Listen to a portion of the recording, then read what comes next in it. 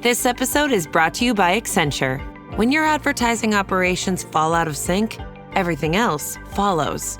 Spotify and Accenture are working together to reinvent the rhythm of ad sales, using automation, analytics, and smarter workflows to simplify campaign delivery and access better data across the business. The result? Less time spent on operations, more time connecting brands with the moments and fandoms that matter most. Learn more at accenture.com/Spotify.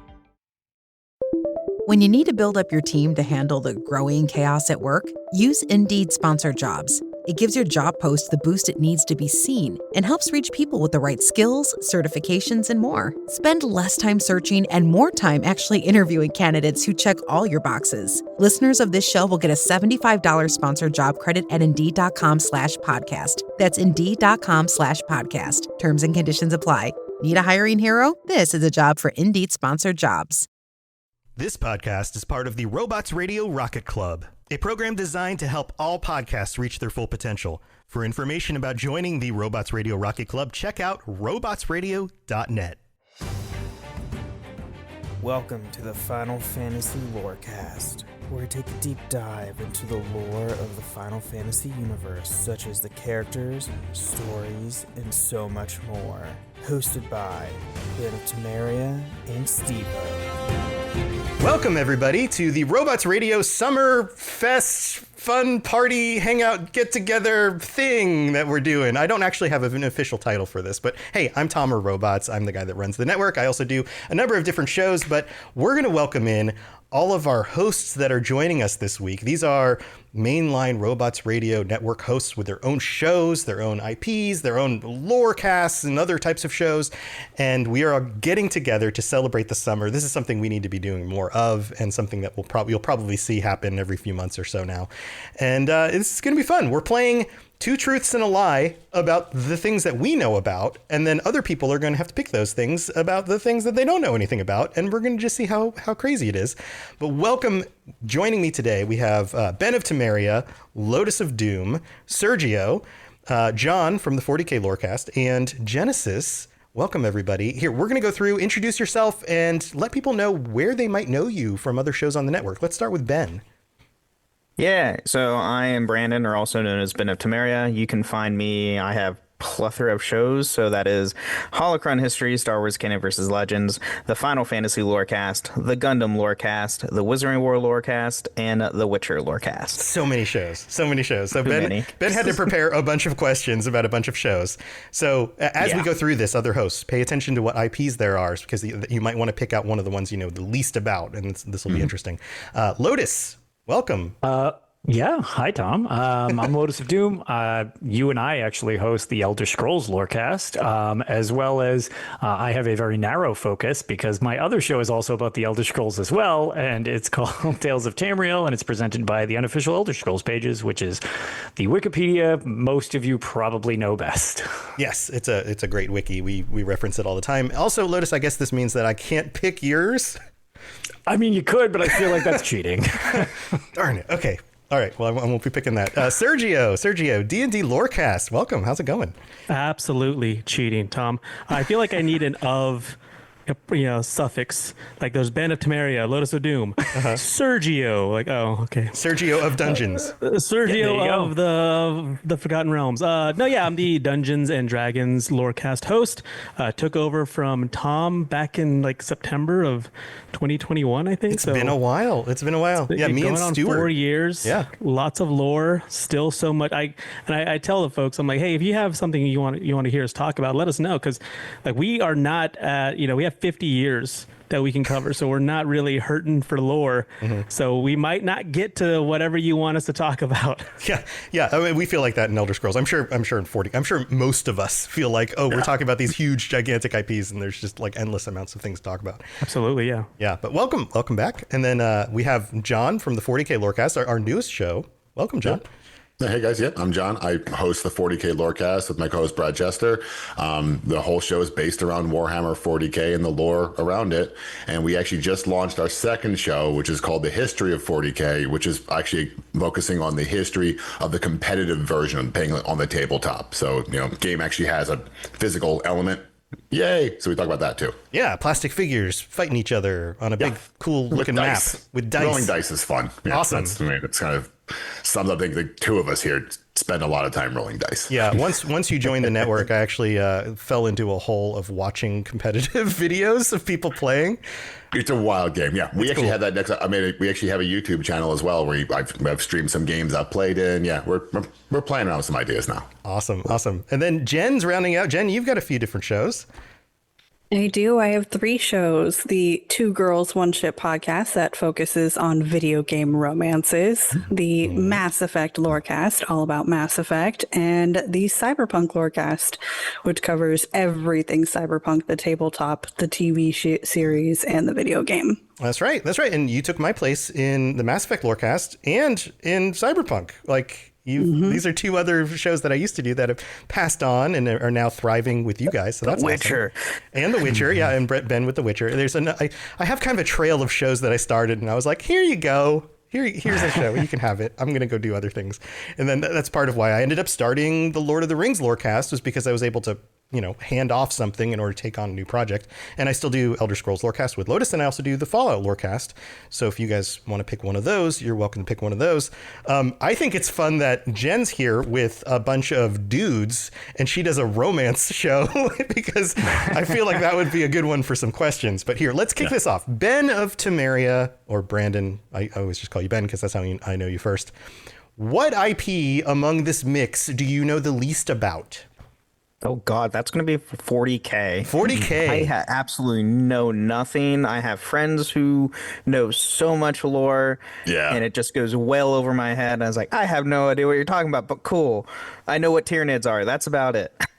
All right. No, I mean that's a step. I mean, it's like, believe me, if you and my wife, who has to deal with so what is it you're doing all the time and now as a podcast that everyone listens to? Yeah, just deal with it, honey. So it's kind of like, I love you to death, and thanks for putting up with us. But yeah, I think so. You should do 2 truths and a lie on 40K. Yeah, 2 truths and a lie, 2 facts and something totally made up. And Ben, you've got to figure out which one's made up. All right, so 40K was originally a role-playing game. Event Horizon is a 40K movie. And there's actually a setting in 40K that copies from Tolkien. Ooh. Oh, okay. Ooh. Oh, Ben, what do you think? Can you repeat those one more time for us so everybody at home? Oh, and if you're listening, obviously, this is a podcast, so you're listening. If you're listening at home or at work or in the car or whatever, and you want to play along with us and see if you can beat us at guessing these correctly, please do, because that's part of the fun. Yeah. So go ahead and repeat those one more time. 40K was originally a role-playing game. Event Horizon is a 40K movie, and 40K has a setting that's a direct copy from Tolkien. What do you think, Ben? You can talk. You can talk this out loud if you want to kind of reason it out a little bit. I'm definitely leaning towards the Event Horizon because knowing Games Workshop. No, I have not, so I have no idea. To back you up, Ben, I actually really like that movie. If that's somehow 40K related, that's gonna blow my mind. That was another one of those movies I probably saw too young because it was very disturbing. Knowing Games Workshop definitely started as a role-playing game. That has to be a truth. And then knowing them, they are definitely ripping off Tolkien. It's actually not. It's the Event Horizon's a true one. The Tolkien, they ripped off Tolkien in fantasy. Horrid. Oh, Warhammer not even ballpark like it was. But yeah, Event Horizon it's not official, obviously, but is a dead rip of Warhammer 40K. So it's really? Yeah. So the whole thing where they're going through, like they fold a piece of paper in half and go through. The rift, warp travel going through the 40K. warp. So it is. We reference it a lot as being like one of the best examples where people are like, well, how do I understand what it is? Because it's not really hell, but it's kind of hell in with the warp. I love just watch that movie, and it is like even I know GW employees will tell you, oh yeah, it's we didn't get upset about it, but yeah, 100% a 40K movie. Perfect. Now I feel like I know a bunch about 40K. No, yeah, it's a really because those are actually what make it. That's the stuff I love more is when someone else kind of rips it off a little bit, just enough to not get sued, and you're like, see, there you go.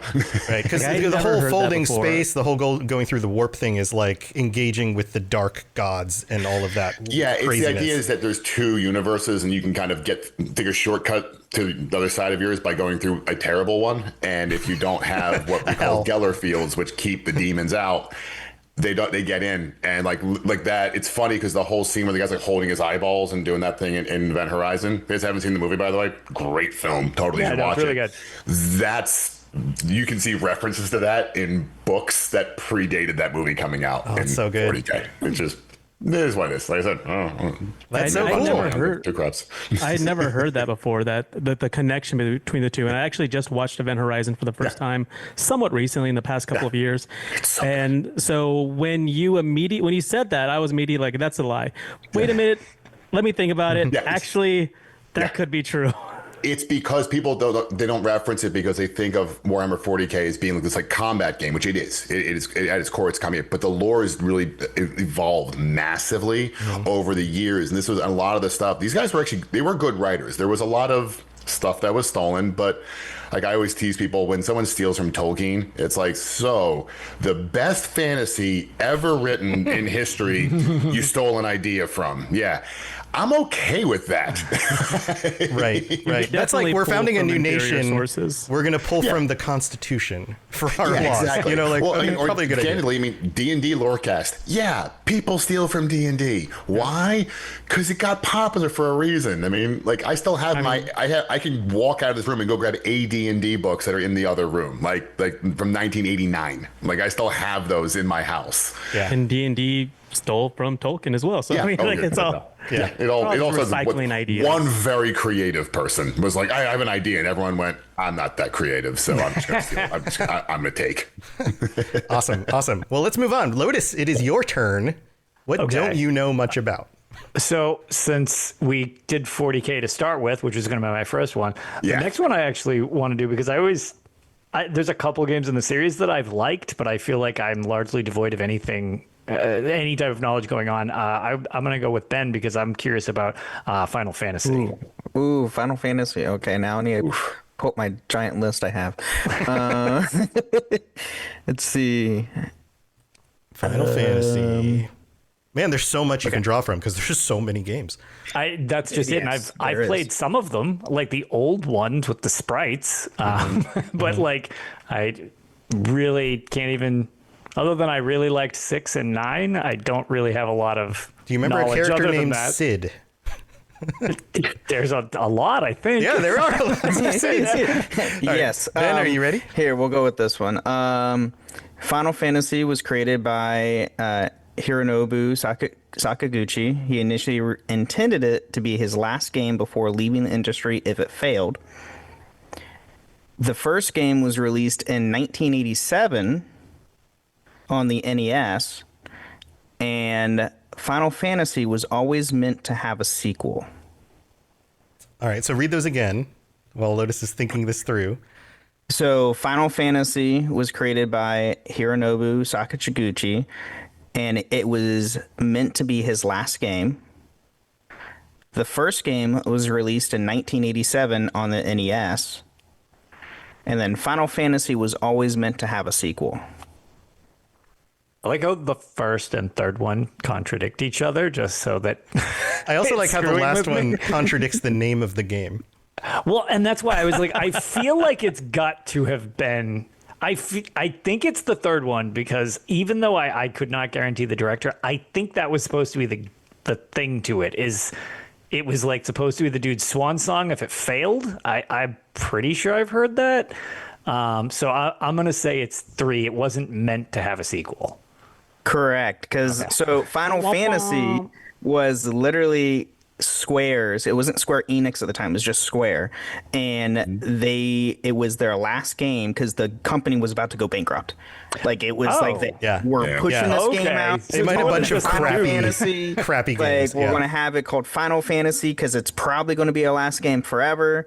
They release it. It blew up. And it was like second after now we like have Dragon a giant series Quest, that right? saved the entire company. Gotcha. Which then also led into having Dragon Quest and all the other RPGs. The Morrowind of Final Fantasy. Got it. Yeah, pretty much. Very cool. Very cool. Cool. All right. Now you know more about Final Fantasy. I do. Yeah. You went back to old stuff too. That's fun. That was what was screwing me. There's so much to pull from this. Well, at first I'm like, if you're doing something with like, it's not the director's name. I was like, I've heard that name before, but watch it. You're just like, oh no, that was the composer or something like that. Right. Like, yeah, Like great, it's cool. somehow related, Yeah. but not the director. I mean, Exactly. That'd be a little clever that'd be a little Tom turn up. question. That's the stuff. Okay, when we do the stuff like this in our patron like quiz games or whatever, that's the stuff That's everyone exactly always. what Tom pulls Everyone on us. everyone always says, "Oh, you're going to do that," and I never do, and they still blame me because I'm clever, but they don't figure out how I'm clever, so they have to It's tell me I'm fun clever in to a dumb blame way. Yeah, that too. All right, Sergio, what don't you know much about? Which of these? I know everything. So unfortunately, this is going to be no fun. No, I want to see what Genesis has for us in terms of Mass Effect. Ooh. Because All right. Mass Effect is a series of games that I've started. I've played maybe 3 hours into the first one, despite everyone telling me, knowing who I am and knowing what I like, being the host of a Dungeons and Dragons lorecast, like, you would love these games. You would love these games because not only do the decisions you make in the game affect the outcome, the decisions you make in the game affect the next game. And so Yeah. I was like, sounds awesome. Sounds incredible. Let me play 3 hours of it and never play it again. Never pick it up again. So, Jen, that means that he got to the unless- Citadel and he noped out. That's what that means. well, Yeah. unless one of the characters is the main character's name. That's one of the questions. Rather, is one the main character's name. I probably am not gonna know it. Okay, all right, yeah, I definitely understand that. There's a point in the first game where if you can't make it off of the Citadel, you pretty much never pick the game back up. But once you get beyond that point, that's when everything really sets into motion. Yeah, I don't know if it was even that. I think it was just like I got way too much stuff going on and. Adulting. Yeah, interestingly, never become an adult. If Yeah. you're listening to this and you're a teenager or a child, never become an adult. Don't become an adult. Yeah, Always stay a child. Always stay a teenager. Yeah, Sam on the show, Sam and I used to do the show together. I remember there was some statistic he pulled up one time that was like the player fall off of Mass Effect 1 is exactly this far into the game, which coincides with the point where you get into the Citadel, everything opens up and you have lots of dialogue, and it's no longer fighting and adventure. It's just lots of conversation. So that's why the joke, which is similar to about 3 hours into the game. So anyway, go ahead with your questions, Jen. Yep, let's hear 'em. All right. In some scenarios, you can meet Shepard's mom. There are only 3 DLC exclusive companions, and we only interact with one Prothean. Do you need any clarity on any of those terms or names? No, I'm just gonna freestyle this one. We can meet Shepard's mom. There are only 3 DLC companions, and we only interact with one Prothean. I'm gonna say the third one is the lie. I think this is like Battlestar Galactica, where like everyone's a Prothean, you don't even realize it. Is that right? I don't know. I have no idea. I actually think it's the second one. Are there 3 DLC companions? Why do I feel like there aren't that many? I know it, and I don't know if I should say it. No, go ahead and chime in. We're discussing the question. The second one, because John, what do you think? I'm actually more annoyed as I played this game so much, and I'm like, I should know all this. And immediately went, I don't know any of this. Oh God! It's just an What? You have immediate no panic. excuse. Like You that played the ego game. check was a solid punch to the gut. I'm like, oh Yeah, no. I actually have all of the achievements in all 3 of these games. So yeah, the fact that I don't know these. I'm like, 100% well, this in is 3. Yeah, I'm 1, 2, and guessing, 3. That's which why is this is kinda bothering sad. me. I like this could be like I thought I remember Shepard's mom. Like I couldn't remember that being. It could be one of those weird things like the Shazam thing, where I'm convinced that what's his name played Shazam Shaquille and he O'Neal. never did. He was a genie named Kazam. But I was convinced he did. It's the DLC is the one that I'm just kind of sticking on because I'm like, I could have sworn the fans liked them because they didn't DLC a bunch of crap on you, and that's why I think that there's not that much DLC. I remember 2 had the only guy one. out the gate during the period of time where everything was like, how do we make people buy games new? So we had those oh, by the way, you get a code to prove you got the game new. And I remember what the guy looks like. I do not remember his name. Right. That's And why I remember actually, using him in the party. I was like, oh, this character's pretty cool. But I didn't think there were more than that. I don't there was remember like a dude. and then he came back in 3. So yeah, I just don't think there's. That's what that's my guess. I think it's 2 because I don't think there's actually is that even that many. It's also tricky because there's the remastered edition of all 3 games that came out a few years ago, and some people's experience of playing the games was either way after the DLC already dropped or the remastered edition. In which case, and this is my thing, is that like I noped out of 3 until the remastered edition came out, but now all the stuff that was DLC for 3 is just a big blob in my brain because my brain's like, oh, that's part of the main game, and it's like, no, it's not. That was a DLC. Yeah. So okay, Jen, you want to reveal? Okay, so Sergio was right. Let's go. We interact with a couple different Protheans. Only one of them is actually like a real Prothean. The other ones are VIs or AIs throughout like the game. Okay. Holograms. So we do interact with more than one. And there's more than one in that cutscene where you're interacting, where you're seeing Javik's memory. Javik is a Prothean who we also is one of the 3 DLC exclusive companions. Oh. Kasumi and Zaid are the other ones for Mass Effect 2. They were DLCs only. And then the scenarios. Zaid was the one I remembered. That's the thing. It's that's the one.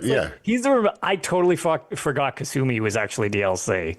Like I was like, oh yeah, no, she's part of the game. Justice for Kasumi. And the scenario in which you can meet Shepard's mom, you only get to talk to her over the phone. You never see her. Her name is Hannah, and it has to be with what you picked in Mass Effect 1 as your origin story in order for her to show up in Mass Effect 3. Oh, that's why. Man. Okay, I thought that was the lie because I never was like, I don't. There's no way his mom's there. I always choose war heroes, so all my team I have is dead. Yeah, when they made the remaster, you could go to that web page and adjust all your background. I think was it the remaster? Or was it the I can't maybe. That's cool. They did that with Dragon Age. You could in one of the adjust sequels. your background if you didn't want to play through all 3 of them. You could actually select all your choices, which was nice. Because they actually discontinued that when Legendary Edition came out. Yeah, that was early on. That was like a Dragon Age and then Mass Effect sequel thing, and then it was a great idea because the first Mass Effect, great game, but the landing and having to drive my cart around for a while to find stuff was not cool. Yes, yeah, that part they improved in the remastered. So. Still mad about that one. Yeah. All right, Sergio got that one. Congratulations. All right, John, what do you not know? I'm actually going to go to Sergio only because I have not played D&D since 3rd edition. And I love D&D. I've just been, time is a thing. So this will be fun for me unless you ask actual original D&D questions, in which case I might get them right. Time is a thing. That's true. All right. Well, since you are a Grenier, a Grognard, we'll go with some older questions. Or some older facts. Yes. The first is the traditional high fantasy setting of Dragonlance and the gothic horror setting of Ravenloft share a creator. So you've got very traditional elves are good, dwarves are grumpy, goblins are bad. Very traditional Tolkien-esque setting, and then this very like dark, brooding, emo, vampire setting, actually created by the same person.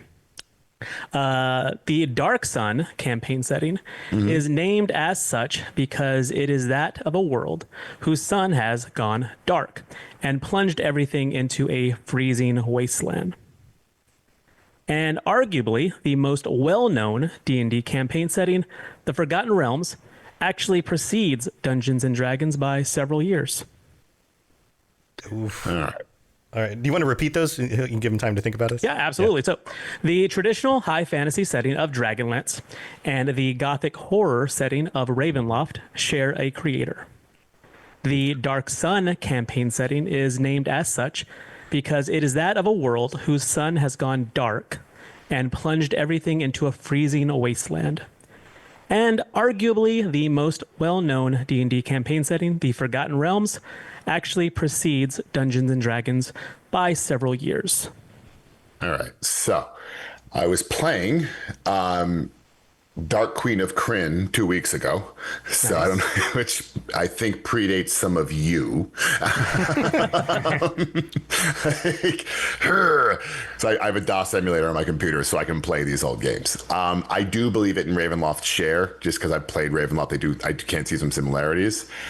I think Forgotten Realms does actually predate it. It's the Dark Sun one. I could have sworn that's actually a desert setting, not a frozen setting. But that's what I'm going with. Final answer? Yeah. Oh yeah. You're sure? Yeah. I'm not sure. You got it right. Nice. Yeah, Dark Sun is a desert setting. Yeah. Very much the aesthetics of Dune. It's almost kind of like Dune meets Mad Max. Okay. But yeah, Dragonlance and Ravenloft co-created by Tracy Hickman. Ravenloft was co-created with his wife, Laura, and Dragonlance was co-created with Margaret Weiss. And then, yeah, the Forgotten Realms is actually Ed Greenwood's personal campaign setting that he started making stories in like 1967. So it's actually older than D&D, which came out in 1974. Back when they were... I love Dragonlance and I hated Ravenloft, but whatever. I feel bad. Like, I never met the guy at a party being like, oh yeah, you know what sucks? Ravenloft. I also made that. Yeah, that was that early stuff was back before they even realized that it would be more popular to create a role-playing game where you are one person rather than an army. Right. No, I mean, that's kind of how it started. Is like it started from people who would play these war games, and then it's like, well, what if we just like focus that to the single person? Everyone, instead of controlling an army or a nation, you just control a single person. And then it wasn't even until other companies, in particular, like Judges Guild, got a hold of it and like, let's make our own campaign settings and our own adventures, that TSR, who originally created D&D, were like, oh, we should also do that and let make money for ourselves as opposed to having other people make money for them using our stuff. Yes, nice. Well, congratulations, man. You guys are knocking these out. Jen, what do you not know very much about? Ben, I'm coming for you. All right. Okay, know, which one? I know nothing about Gundam. Most people absolutely don't. Nothing. Most people don't. Big robots. About it. Yeah, pretty much. All right. Let's see here. All right, let's go with Gundam technology is based on real science. A full-size statue of a Gundam stands in Tokyo. The United States military uses Gundam as a code name. Interesting. That's kind of a weird mix of stuff. Okay. I would say that's all over the map. Yeah. I like it though. I'm gonna say there's probably the statue. That one seems truthful. That seems very likely. Very Japanese. Yeah. Yes. Yes. But does the military use Gundam as a code word? And is it based on real science? I'm gonna go with the military code word. As the lie? As the lie. That would be what I would pick too, because I feel like this is a thing that's like people are like, just because it doesn't work, it's probably founded in something that's real, but like we don't have giant mech robots.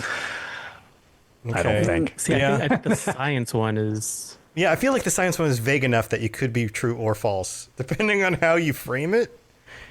Yeah, because I don't think it's a very magical thing, right? It is very based in like mechanics, and it could be. Yeah, but like to say one thing like, oh, the engineering of a Gundam is based on like real tests they did with like the turning a robot into a jet that can fly or a drone. Like, okay, maybe, but this was like the 80s, so probably not, but maybe like really early versions of that. But then there's other stuff in the lore, and I'm not super versed on Gundam, about like being in space that may have other things that are just totally not science-based. But if that's the case, why no Gundam?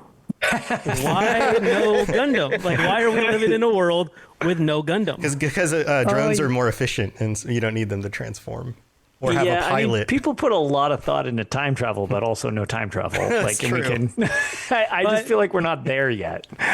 But if it's based on real science, then Well, you can base something. My thought is you can base something on it and still not actually have it work. yeah, okay. Yeah, I mean, That's you can sort of my base thought. a lot of things. Like, based on a true story is a Right, loose that- definition of a true story. Right. The Texas Based Chainsaw is Massacre doing is some heavy based on lifting. Ed Gein. Sure. I mean, Okay. Technically, Harry Potter is based on a true story because there was a kid who's an orphan and his database didn't like him very much, And he went to school. You know what I mean? Like, based on a true story. You're right, but that was my theory to it. But now I'm Phantom like very Menace. curious. Furiously writing down another fact for Harry Potter for Wizarding I know, right? World. That one comes up. All right, Ben, what's the truth and what's the So, lie? Jen, you are right. The U.S. military doesn't use the codename Gundam. The Japanese Defense Force does. Of course they do. Of course they do. And Gundam technology is based on real science. I mean, if you haven't seen, it was back in 2020 up to 2023. There was an actual moving, legitimate, like full-size Gundam that actually moved. Like they even showed it in I can't remember which bay. One of the bays they have in Japan. They actually had a physical moving Gundam. Fun fact: Gundam also gets a Japanese Defense Force like earnings every year. They get 1% of the government earnings to do technology research. So fun fact for that. Incredible. Of course they do. And yes, there is a full-size Gundam statue in Tokyo. There's actual multiple Gundam statues. There are 2 in Japan and actually 1 in Shanghai. Wow. All right. Good job, Jen. Sunrise is pretty adamant of trying to get a Gundam in most like large countries. I wouldn't be surprised they would try here, but we would deface it, so probably not. Americans would be like, what the crap is this? We would ruin it. Yay, for sure. America. Okay, I guess it's my turn. I'm going to go with Jen's romance question because I'm very curious about what this is. It could span multiple IPs, and it is definitely not something that I seek out, like Date Anything, which I noticed you were playing the other day because it said it on Discord. And I had pulled it up recently, and Man, it was it's just on like, brand for sure. my wife and I Not were gonna looking lie, through, that like, game's interesting. Yeah, my it's, wife and like, pounded by like 70 plus voice actors. It's great. Yeah, no, it seems hilarious and kind of, genius in a way. But yeah, my wife and I were thumbing through the like, oh, what's on Game Pass lately? And I think it was one of the new ones on Game Pass. And they were like, what's this? Oh, okay. Anyway, what's your questions? Okay, since you brought up Date Everything, I actually have my girls' questions are either BG3, Date Everything, or Dragon Age. So I'm going to give you the Date Everything. That's the one I know the least amount about. So yeah, that makes sense. Okay. 102 fully voiced dateable options if you buy the DLC. The Door is not one of them, but the concept of existential dread is. Which one of those is the lie? Okay, wait, so was that 3 things? That was 3 things. So, okay, So I think the first- the word but kind of made it confusing. Okay, and so the making butt it is into the third 3. one. Okay, so repeat them? But yeah. Yeah. Got it. So yeah, repeat it from the beginning so everyone's got them. There are 102 fully voiced dateable options if you're including the DLC. The Door is not one of them. The concept of existential dread is. Okay, so I don't think you're just going to change the number from like, to like 104 or something like that. It's actually 101. I don't think you're going to do that. So I think that one's probably Why true. didn't you know that, Tom? Unless it's like ridiculous and it's like, actually, there's 1,000 and Yeah, we cut a Yeah, zero 1,002 off. as opposed to Right. 102. That I could see so, like that. So I'm going to go with that one's true. I'm pretty sure existential dread is because I think I saw that in the trailer. There's no way that I'm sure you can date a door, right? Like, So- yeah, like that should be wrong because you Yeah, date so anything Right. except the door. Right. Come on. yeah. So everything they I know gonna about this discriminate game, against Bridge, doors? and there's a bridge we get too far, and it was door. and it was the that door door. is too far. Well, I'm maybe pretty can you get a sure- door but not a screen door? Like, are there Or the like, doorknob. Are there restrictions on the door? No, Like dude. barn door. The knob is totally off limits. That's knob. crazy talk. Tom. The knob is the sexiest of the dating companions. a dev comes in, it's like, okay, I got an idea. How about a door? And we're like, get out, you pervert. Stop it. Hey, the devs are dateable in this game too. Wow. So, you know. I'm assuming. Yeah. So all I know about this, brass finishing. Yeah. all I wanna know, say it's probably the first one. yeah, all I know is what's in the trailer. So I don't know the number. I think Existential Dread, something dark like that was in the trailer. I only watched it one time. It's been a while. And then I know they were even like, and you can even date the kitchen sink. So the fact that maybe a door is dateable seems possible.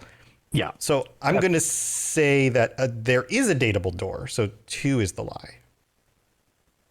Okay, Did I you get are it? correct. Yes. The door, his name is Dorian, and he is voiced by Ben Starr, and is absolutely amazing. He's my favorite. Wow. The I had a little concept of insight on that name. Jesus. Oh, the entire game is all pun. It is completely and amazingly pun. Like the staircase, her name is Stella. You can date the floor, her name is Florence. The ceiling is named Celia. Wall's name is Wallace. The microwave is Luke Nukem, based off of like a Duke Nukem. And because it's nuking from the microwave. And it is 102 separate voice actors, and it is so much fun. And it's actually a really good dating sim from the fact that all of these characters have complete and individual personalities. They all have differences on what they desire in life. The concept of the game is that you get these pair of sunglasses that can then turn anything in your house into a person. So you're not actually like sitting there trying to figure out if you can kiss your microwave or not, but you see them as a person. It's just like Luke Nukem has a microwave door on his chest. His arm bands, instead of wearing gauntlets, he's got the button controls of what you would push on the microwave. The washer and dryer are a broken up couple, and you can help get them back together. Jesus Christ. Like, I love that. I love that. That's amazing. Oh, yes. Washford and Drysdale have a very complicated history. Wow. There it is. Good. Wow. Drysdale is voiced by Neil Newbon, who is the voice of Astarion in BG3. The entire cast of Critical Role is on there. Brendan Lee Mulligan. Like, I seriously cannot wait to talk about this game on my show because they're all amazing people. So here's a little fun fact about that game. It was helmed by a new studio that was developed by voice actors because the video game voice actor strike was going on. Oh. So they were like, hey, we need to do work. And what can we do? Oh, let's put together and like, boom, like over 100 voice actors like, hey, we're going to do something and say, screw the strike and at least get something out there. And that's cool. what they did. And it's freaking hysterical. I saw... Never even heard of this game until like being in the gaming retail retail scene. I saw this was announced and I saw the entire list of voice actors like, what the how the hell did they get everyone? That's great. Good for them. Oh, that's right. Yeah. Strike. Yeah. Oh, very cool. Very cool. Good question, Jen. All right. So now that we've gone through everybody, let's go into the points don't matter. This is like, whose line is it? Points don't matter. But Points we'll go kind into of matter. points. Okay. Points matter to Lotus. Points kind of matter. Well, yeah, I was going or to say, Sergio. points always matter to Points me as long points as they're matter. achievement points. Right. You're achievement guy. All right. So let's pull up IPs that haven't been brought up. So Ben, I know there's at least one of your IPs that didn't get brought up, right? Harry Potter. So Harry Potter, The Witcher, and Star Wars. Histories. Okay, and Star Wars. So pick just one of those from one that didn't come up, and then we're all going to try to see if we can figure it out. All right, let's go with let's just do Star Wars because it's Star Wars is great. I don't know that I'm familiar with Star Wars. Why are the stars? Is in the a question war? on Phantom Menace? Because that's where I just really that's where I go hard in the paint. All right, so what are your Star Wars questions? So let's go with let's do this one. So the original Star Wars trilogy uses hand-painted special effects for certain scenes. R2D2's beeps come from the sounds of a baby. C-3PO's original color was blue. Oh man. 2. Baby sound? I don't think they're baby sound. I think those were all synth sounds. But what was the first one again? The original Star Wars trilogy uses hand-painted special effects for certain scenes. I think there are hand-painted backgrounds in some of the scenes, if that counts. And like all the makeup effects all have to be hand painted. Right. Well, I know the original Death Star. I know the reason that the video looks as good as it does is because it was actually. I mean, I've seen them Miniatures. actually. That's what made it hold up so well. Is it was shot on film of actual physical things. You didn't get any degradation. So that one I know is the there. X-wings, the trench, all of that stuff was And physical. I'm 80%. I've seen a picture of a blue C-3PO. I feel like I feel like C-3PO went through a few different revisions, if I recall, and one of them very well could have been blue. But what do you guys Blue think? 3PO. You think blue PO is a thing? Blue PO? All right. Justice for Blue Because PO. you phrased it like that, now I think it's a thing. Portmanteaus are my jam. My bread and butter. Say My three. breader. Yeah, 3's the lie. I think the blue I'm one's gonna the say lie. 2's the lie. I think two's the lie? I think two's the Two's the lie. lie. You think two's the lie? You think two's the lie? John, what we do you all think? think 2's the lie. think two's the lie? I'm gonna have to go with two. You're all wrong. Man. C-3PO's original color was originally silver and then changed to gold, I believe. That's what it was. Okay. R2D2 beeps are from the sounds of a baby. They are just synthetically pitched up.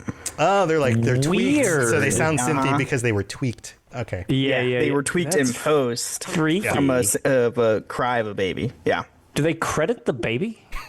Is he in the Baby needs credits? to earn royalties. The richest baby on earth. I mean, let's be honest. I mean, if they George did, it Lucas could was have not been- going to be paying out that baby. Honestly, Let's call a spade a could have spade here. been. Like, For all George we Lucas- know, it could probably was George Lucas's daughter. Yeah. Could have been. I mean, she probably got paid in the end. Yeah. She got a very weird back end royalty. Yeah. Yeah.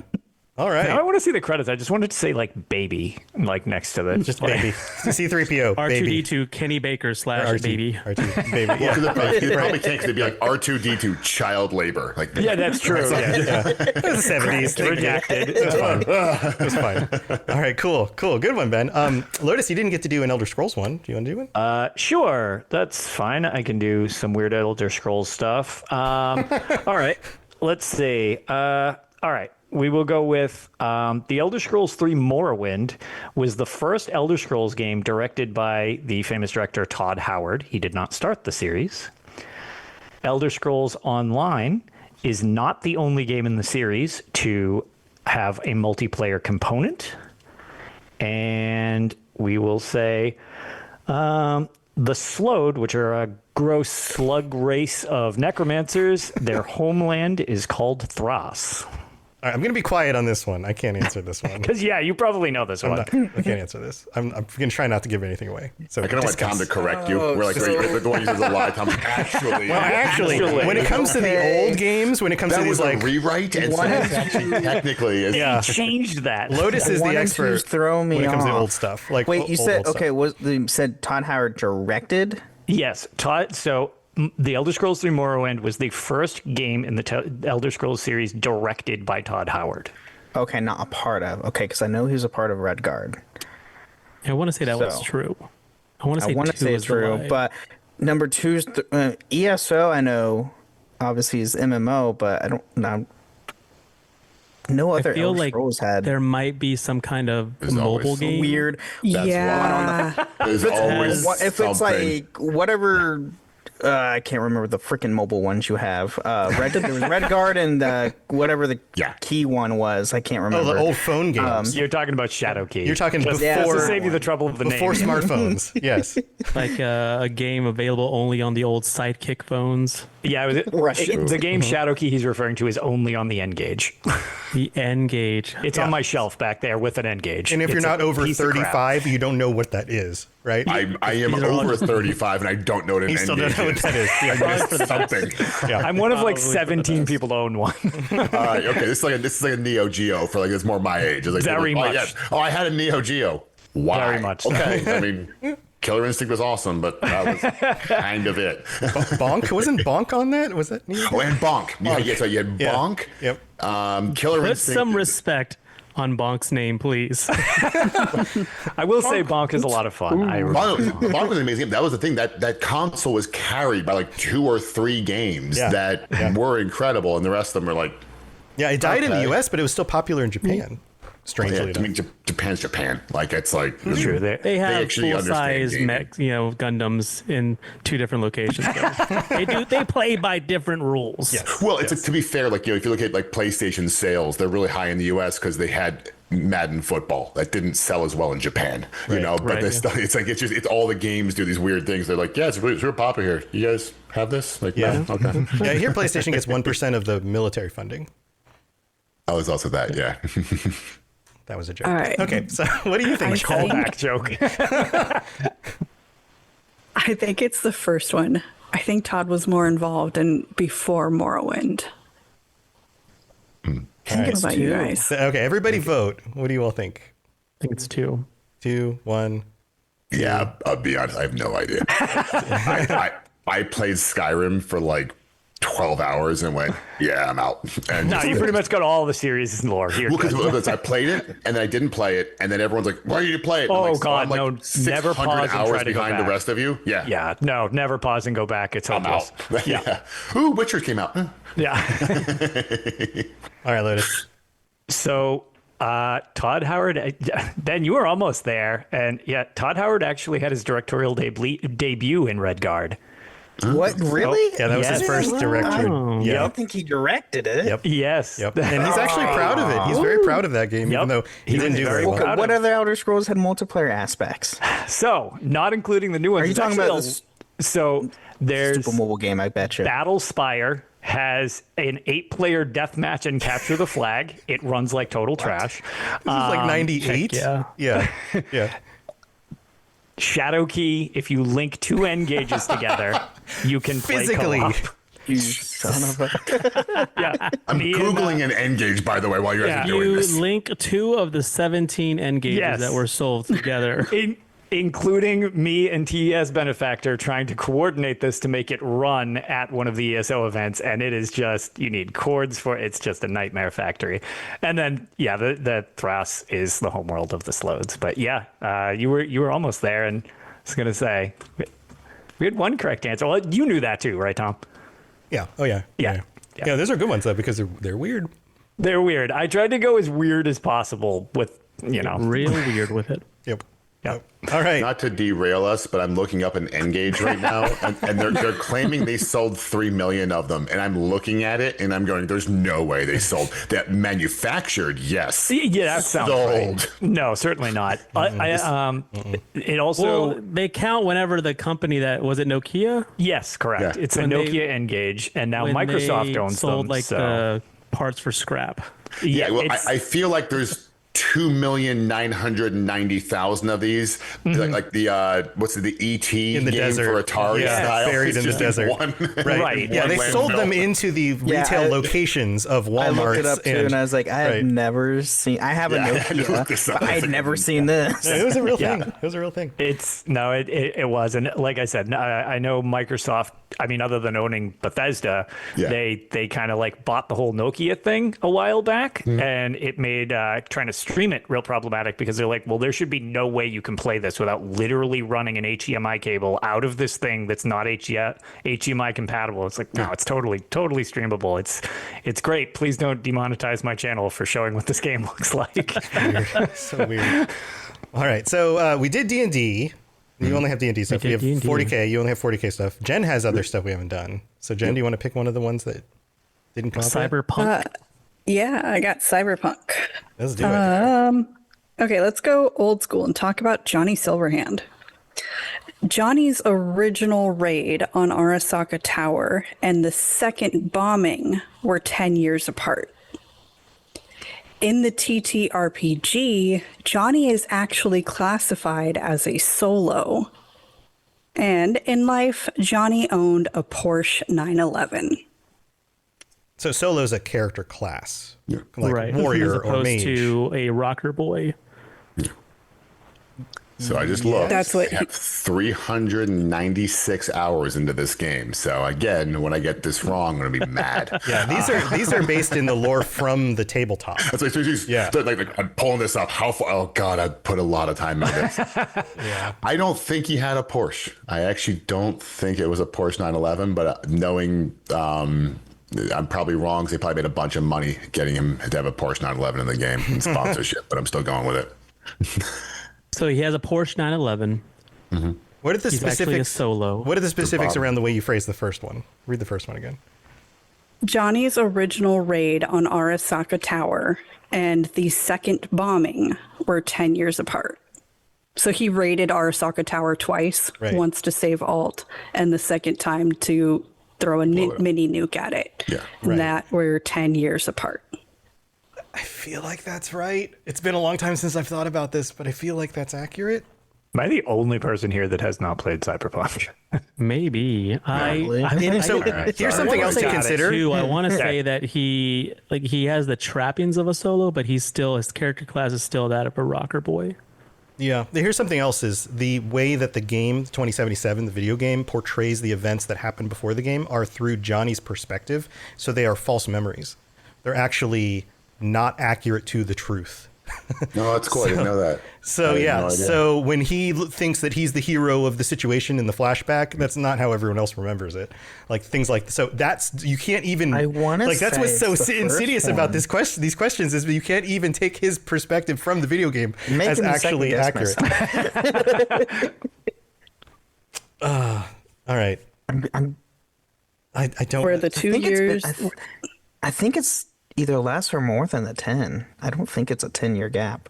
I feel like there is a gap. That's the part I remember. There is a gap, but I don't think it's 10 years. I think it is 10 years. I think it's a decade. It might be. I feel like that's accurate. I feel like the solo thing is probably accurate also because a lot of that stuff changed over time, and he was one of the early characters, and then didn't get much.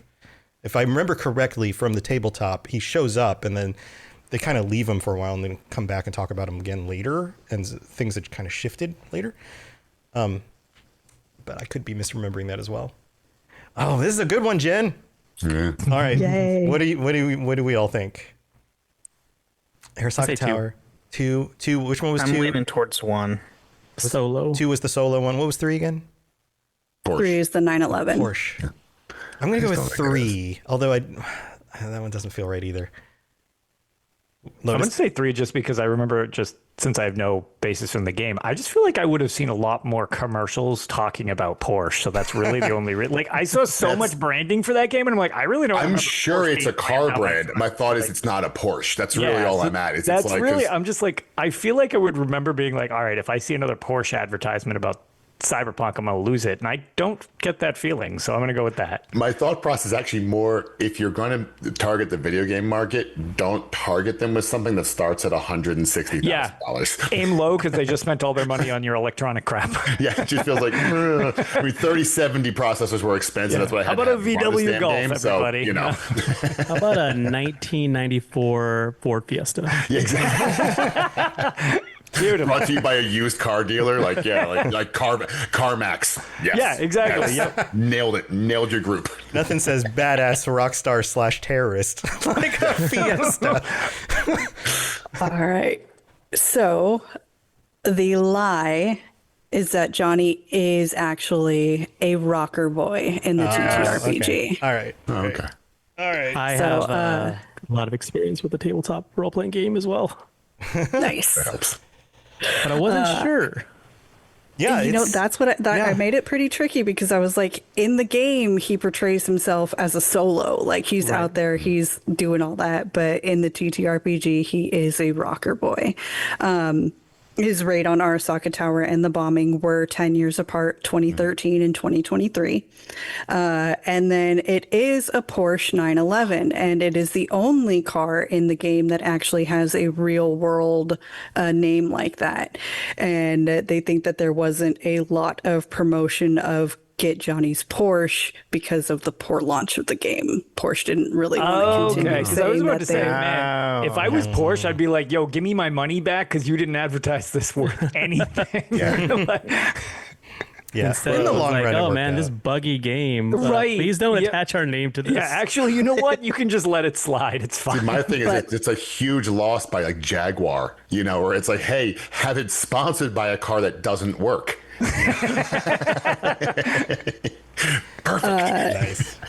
But then several years later, at the 2.0 patch, we actually got a second Porsche 911 that is all decked out in samurai gear. And that's where they were much, much happier to have the Porsche name attached to it because of how amazing cool the game trivia. is now. That makes That's sense. great game. That's cool. That's cool. Awesome. Good one, Jen. All right. I didn't get to you either. I've got Fallout and Lord of the Rings. I think this one is more interesting and fun because I'm going to do Lord of the Rings, but I'm going to do this one is from the Silmarillion. So like the old stuff, Lord. right? This is the first age. So this isn't stuff that shows up in a movie. So that means if you haven't read through things, you may not know. So this all has to do with the first age of the world from the Silmarillion. It's all about Sauron, right? Evil bad guy Sauron. So 1, Sauron tries to steal Morgoth, the original Dark Lord's crown, and gets caught. 2, Sauron fights Finrod, Galadriel's brother, and wins. The method of combat? Song. Number 3, Sauron fights a dog and loses. I can read them again if you want. I want to be the lie so badly. I want it to be- I want it to be the because truth. of the Hobbit movie, like random music Musicals. scenes, Why like I'm I'm pretty happening. sure too is real. Right, like Tolkien was all about He loved that breaking into music. song. Yeah, Oh, I'm I sure it's think true. I just want it not to be. So when Amazon makes it, so it doesn't have to make that scene, I have to watch a 20-minute song rap battle. Oh man, They just drop that in. would be epic. It's like Don't they already 9 have a Mile rap or battle the by rap Eminem. battles? What was the Eminem movie? Was it 9 Mile? Yeah. 8 Just Mile. Eight Mile, so 8 Mile. One guy's got a lute. And It's like an 8 Mile song Yeah. battle. Someone drops the mic and the crowd's like, oh, yeah. Bunch of orcs. All right, so I'll read them again one more time just to make sure everyone has it. Sauron tries to steal Morgoth, the original Dark Lord's crown, and gets caught. Sauron fights Finrod, Galadriel's brother, and wins. The method of combat, song. Sauron fights a dog and loses. Jesus. I want number 3 to be true, so I'm going to say number 1 is the lie. Okay. I love that we just vote on what we want reality to be. I do the same thing. Yeah. Yeah, I want to say I want to one. say 3's the lie, but Yeah, I don't know. I don't know anything of the Silmarillion. Yeah, this the Silmarillion lost me. I want to say 1. I want to say that he took the crown, but he didn't get caught. Ooh. Because All right. Tom is a clever little turnip. Yeah, exactly. Turns out he loses to a cat or something like Yeah. that. It's like, oh. It's a hamster. It's the most evil hamster in the whole world. Boo from D&D. All right, so who's going with what? What are you guys picking? So Sergio, you said 1. Yep. You're picking 1, I'm staying on 2 in principle. 2. Jen's on going with 1. 3. 1. Lotus is I'm 3. going through there as well. Oh wow, 3. Okay, so you guys are all spread out. Okay, so let's go backwards. Sauron fights a dog and loses. Is true. The dog's name was Huon, and Huon was Good boy. well. So you know how Gandalf's like a Maiar, and Sauron is a Maiar. They're like these angelic beings that have been embodied. Well, there's a Maiar that was embodied in a dog named Huon, and Huon shows up to save characters in one of the stories, Baron and Luthien, and he's like the best That dog makes sense, ever. actually, yeah. And there's a that feels like standoff on a Tolkien-esque. bridge where Sauron sends in werewolves, which was going to be one of my other questions. Is like werewolves are in the series, vampires are in the series. So he's known as the Lord of Werewolves at the time, and even turns himself into a werewolf. Ends up in a fight with Huon and loses. So that happens. Sauron fights Finrod, Galadriel's brother, and wins. All of this is also true. The method of combat, song, also true. They sing at each other. And Finrod's like, oh yeah, you're evil because of this and this and this. And Sauron's like, oh yeah, well what about the kinslaying, huh? And Finrod's like, oh, you got me. Heck yeah, song fight. Yeah, song fight. And Sauron wins the song fight. So which means number 1 is the lie, tries to steal Morgoth's crown and gets caught. There's nothing about him trying to steal a crown or anything. That doesn't even happen. Cool.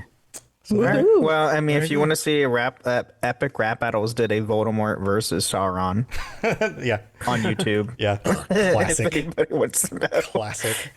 Awesome. All right. Well, we've gone through everybody. We've done the bonus. I haven't been keeping track of score, but I'm just going to say Ben wins. Congratulations. Good job, Ben. Damn, nice. You did it. It's because I have the most shows, apparently. You win. You win the game, Ben. Does anybody else have one that was just like absolutely crazy that you just absolutely wanted to share? And you're just like, oh, this one's so good. I'm trying to see here. I've got a Bilbo one. You want a Bilbo one? Since you guys know who Bilbo is. Who's Bilbo? No. Who's Bilbo? Either that or I have a cyberpunk one that's tell me if this is fact or fiction. One. All right, do the cyberpunk one. Yeah. V's name is either Vincent or Veronica. Ooh. Is that true or false? Oh man. No idea. If you're male V, you're Vincent. If you're female V, false. you're Veronica. I think I remember the creators talking about how the name is simply V. It doesn't stand for anything. Yeah, I'm going to say So false. they did give them a name in the Phantom Liberty. And I can't. Was it Phantom Liberty? They actually say the name? Not that I know. And I can't remember which one was which. It's V, but spelled like VEE. No, it's a full name. It's like Mike TV from. Never mind. Willy Wonka. I got you on that one. Sorry. So what's the truth? It is a lie. It's either Vincent or Victoria. Oh, so they did have a name. Different names. Oh, Okay. I was wrong. Actually, And I they were misremembered there that. from base game. You Were they? find them out pretty early. Oh, no, it's Johnny who says it. That's what that was added to the DLC. That's what it was. There's actually one I do enjoy giving people too is StarCraft. Did games who passed on the deal? Was it Games Workshop or Blizzard that passed on the working with the other one? It was Games Workshop. Yeah. Because Blizzard was like, this would be a great idea. And they were like, yeah, no thanks. Yeah, Games Workshop passed on that because they said, we don't see how a video game would ever be that successful. And we figured it would just bring down our brand. Oh my God. And now they're just open to that one anybody hurts. making games with their stuff at all. It's like completely the opposite. They basically signed away all the rights in doing that. Oh, I have a good. yeah. Here's a good I'd one. much rather nothing. All right. Tom might know this one. I don't know. Andrei Sapkowski signed off with the Witcher games and royalties. Is it true or false? Please be false. Jen I probably knows this one, too, actually know this one. Okay. the I'm writer, sure it's in case true you because it weren't just aware. sounds tragic. So heartbreaking. So it's false. He gave the game rights to CDPR for equivalent to $10,000 at the time of before Witcher 1. And then, the blew up of the Witcher games, he re-signed a deal back in 2021 or 2022 to get royalties, and CDPR backpaid him all the royalties he would have gotten That's I was good. gonna say, from the game. Yeah, no, they backpaid him, and this is your world. Like, here you go. it was funny. For them. Because they tried to persuade him like 5 times. That was the thing that I Find knew it. about was that was they like, kept "You trying sure to you get don't him. They want were to like, do "You this?" sure you don't want to renegotiate?" And he was like, "No, games are stupid." And it's just like, dude, what are you doing? Like, and Not wrong. eventually it got to the point where it was like, you guys should be paying me more. And they're like, "We've been trying." Like Witcher 3 was out, and the success of Witcher 3 is Yeah. like he comes to them and is like, I think I owe more. He's like, yeah, we've trying to get you We to do do that. too. Here's your money. matter Yeah, of fact. that's good. Yeah. That's Like good. there was a People being Starcraft. good I think people. StarCraft 1 had a tournament where first place was like $5,000, second place was $500, and third place was 1 Bitcoin. Oh, jeez. Holy crap. Yeah. Oh, that's worth so Ooh, much they better money not now. have sold that Bitcoin. Yeah, it's like so that person is either really rich or really mad at themselves. One of those two. Yeah. Holy crap. Hey, I've got another crazy old Lord of the Rings one I can throw out here. This is about the different ages of the world. Okay. So the first, number 1, the War of Wrath is the name of the conflict that ended the first age of Middle Earth, which sank about 1/2 of Middle Earth below the ocean. 2, the entire world was changed from flat to round at the end of the Second Age, well within recorded history. 3, by the end of the Third Age, the One Ring was destroyed and over half the population of Middle-earth died in the conflict. These are all like momentous, huge things, right? I want to say it's number 1. So, number 1, the War of Wrath ended the first age of Middle Earth and sank about half of Middle Earth below the ocean. That was number 1. Number 2. That feels like Tolkien. Yeah. All right, number 2 flat again. to round doesn't. Yeah, Only because it feels that feels like something like someone older than younger than Tolkien, whatever it's called, like would have done. That's like I feel like that's the one. Yeah, that's the one. What about the rest of you? I don't think it was half the population. You're talking about number 3? Yeah. So the One Ring was destroyed and over half the population of Middle Earth died in the conflict. So Jen's on 3. You guys are on 2. Sergio? Sergio's got... I think it's 3. I don't think it's half the population. Ben, do you have one? What do you think? I'll go with 2. 2. All right. So 1 is true. It did half of the continent is gone. So if you look at the map from the first age, the stuff that is in the second age is on the very far right side of the map. And there's a line of mountains called the Blue Mountains, which is barely part of the very far western side of the third age. So that is true. Number 2 also is true. The world originally was flat, and because the Númenóreans got all uppity and tried to sail to the land of the Valar, the angelic beings who look over the earth, because they were convinced by Sauron to do so, and they became all high and mighty, the Valar were like, nope, the world is round now, and Valinor is now separate from the planet. That actually happened. Sure. So number 3 is right. It wasn't half the population. It probably wasn't even near half. I mean, it was a big battle and lots of conflicts, and lots of people were attacked in places other than what you see in the movie and the books, but it wasn't half the population that died. So good one. You got it. It's fun. Nice. Well, fun stuff, guys. This has been super fun.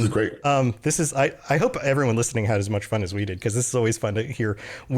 That's part of the fun of the lore, right? Is like the weird and wacky stuff that you're like, wait, that's a thing? And then there's some justification that makes it feel like, okay, no, that is a thing. Okay, that's cool. So very, very cool stuff. Let's go back through, and you guys can share again who you are and what shows you have. So if people want to check out your stuff, they can do so. Ben?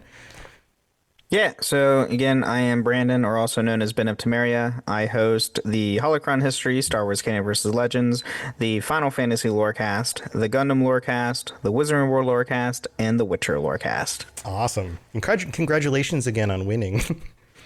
Yeah, good job. Good job. Good job, Ben. Sheer force. Lotus. I'm Lotus of Doom. You can find me on the Elder Scrolls Lorecast with Tom, or our other show, which is Tales of Tamriel, which, again, same topic of Elder Scrolls, except it's more news-based, and we kind of discuss all of the games in kind of a roundtable format. It's not so much about teaching you anything, as we try to do in Lorecast. It's more about just discussing the games, weird parts of the games, just community interaction and all that stuff. So, yeah, if Elder Scrolls is your thing, you're welcome to check out any of our stuff. Awesome. Sergio? Dungeons and Dragons Lorecast. Every week we're dropping some D&D lore. Also, the co-host of the upcoming 616 Files, where myself and the host Sean Hamill, author of A Cosmology of Monsters, The Dissonance, the upcoming alien novel Perfect Organisms, will be diving into the history of the Marvel Comics universe. Very cool. Exciting stuff. Wow, John, you like stuff with lots of information. Wow. I don't want to have to dig for lore. I just want it available to me. I like the idea that, like, well, what if I'm a Highlander and therefore I have to keep doing these casts for the rest of my life? I don't know. I haven't died yet, yes. So I'm not sure that I can. you just want to hit the random button. I host the 40K Lorecast and the history of 40K on Warhammer. I only have 2. Feel blame. Hey, no, that's awesome. That's cool stuff. I was making a joke while you were talking. His name's John, if everyone heard. I was gonna say, Serge just wants to hit the random button on like a wiki page and be like, oh, that's a good topic. And as long that's what we do at the end of the Elder Scrolls Lorecast. Is at the end of the show, I go, okay, let's hit the random button on the wiki and see what we get. Oh, this piece of paper on this location in this game. Yeah, they get real weird. It's real weird, but it's always fun. John, thank you for joining us, and yeah, definitely go check out the 40K stuff that he's doing. Jen, thanks for being here. Thank you. Yes, I am Genesis, and I have 3 separate shows. The Two Girls, One Ship podcast, where we analyze, rate, and review all that the world of video game romances has to offer. The Cyberpunk Lorecast, where we explore the foundations of the past, the state of Night City today, and the news of the future for all things cyberpunk. And the Mass Effect Lorecast, where we explore everything under the stars in the Mass Effect universe. Awesome stuff. And then, of course, I'm Tom from Robots Radio. Why am I even saying that? That's why you guys are listening. From where you are right now. From where I am right now. You're listening to a Robots Radio show, like all of these shows.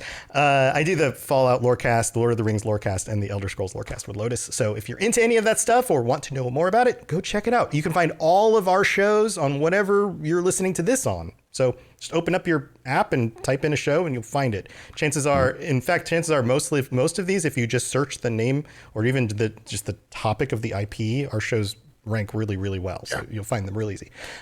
So yeah, go check out some cool stuff, and we'll be back with regular shows in whatever feed you're listening to in the future.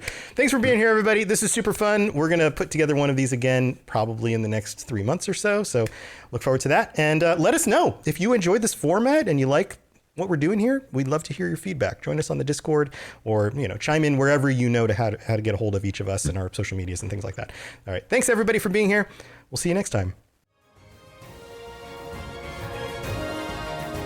Thank you for listening to the Final Fantasy Lorecast. You can find us on the Robots Radio Discord at robotsradio.net, the Ben and Friends podcasting Discord, where you can share your thoughts, experiences, and love for the Final Fantasy lore. You can also find us on Twitter at FFLorecast. What if I told you you only have 12 hours to legally have sex? To finding true love, or just like a good guy. From the director of Easy A and Anyone But You. This whole thing is nuts. There's nothing traditional about this night. On August 7th, the clock starts on the summer's biggest rom-com. I'm Owen. Allie. What about you and me? Monica Barbaro, Callum Turner. I've been told I'm a 7. By who? Your mom? No, she thinks I'm a 10. One night only. Rated R. Only in theaters August 7th.